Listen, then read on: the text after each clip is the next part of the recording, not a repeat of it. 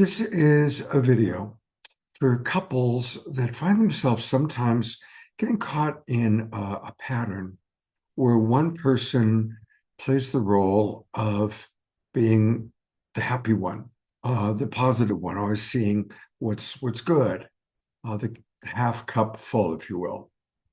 And then the other person kind of balances it out or polarizes, if you will, by being the cup half empty person. But that person actually, what they're wanting to do is make things better.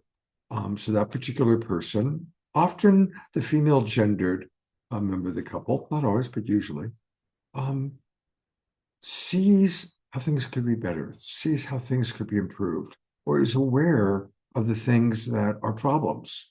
And then inevitably, the other person just wants to focus more on, hey, how blessed we are, how good life is, et cetera, et cetera. If you can relate to that dynamic on either end of the pole, if you will, this video is for you. Because I've observed that the vast majority of couples that I work with do tend to split and polarize. And very often it can get really ugly. The positive person can accuse the other one of being Debbie Downer, always negative, which then is not providing empathy or showing the level of care that the other one needs. And then the one who's, in the awareness of what could be better or what needs to be improved, they can sometimes feel like, well, they've got to be the grounded one. They've got to be the realistic one.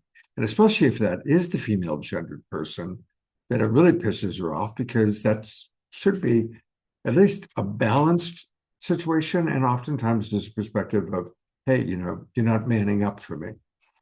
So these are some of the things that I've seen a lot. Remember, I worked with over 1,000 couples. And so I would say this is a dynamic in at least half, maybe more like 2/3 of the couples I work with, to some extreme. I mean, obviously not to the big exaggeration, but this comes up. So the solution is, as the Buddha said, always take the middle road. And so for both parties to get out of any kind of a right, wrong, oh, she's being negative all the time. Oh my God, I'm the one who's got to be grounded. But hey, let's come together and let's really both look at the positive parts of our life and the difficult parts of our life. And I'm avoiding using the word negative because that negative often is a judgment or is at least heard as a criticism. For example, there really in compassionate communication, we make it really clear there's no such thing as negative feelings or bad emotions. There's uncomfortable feelings. And so it's important to recognize the difference between comfortable and uncomfortable feelings versus positive emotions and negative emotions. So the truth is that no matter who we are, what our station in life is, every day we have things to celebrate and be happy and grateful for.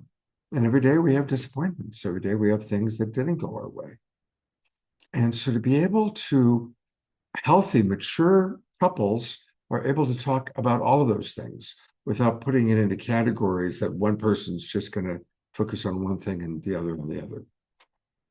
And a practice to do that, and I'll also send you a little document that we created many, many years ago for Love Coach Academy, is the practice that we call celebrations, mournings, MOURNING, appreciations, and reassurances.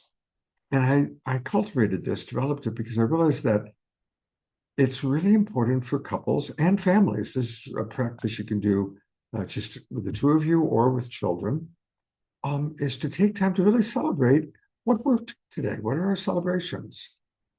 And in equal measure, what are our mournings?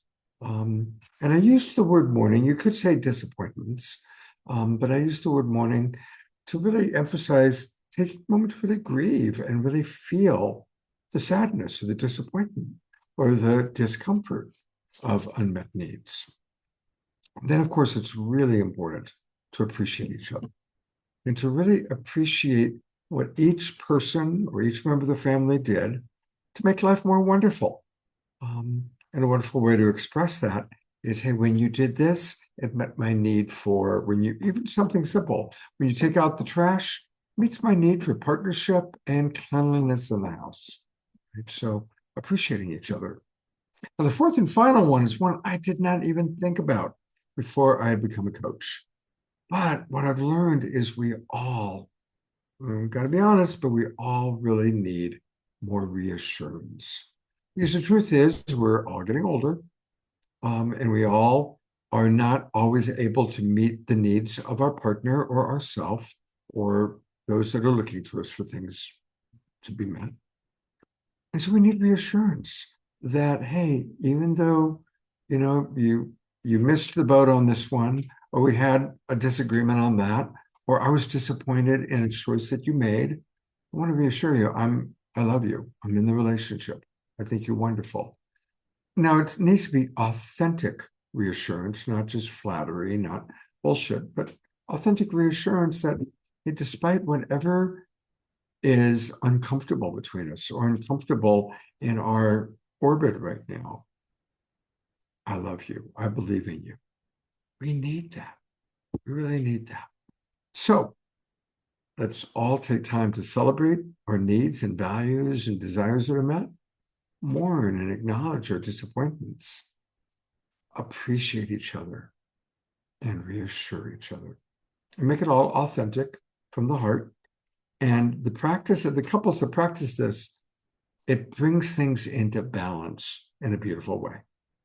I hope that you enjoy the video and let me know how it flows for you, and feel free to share it with others.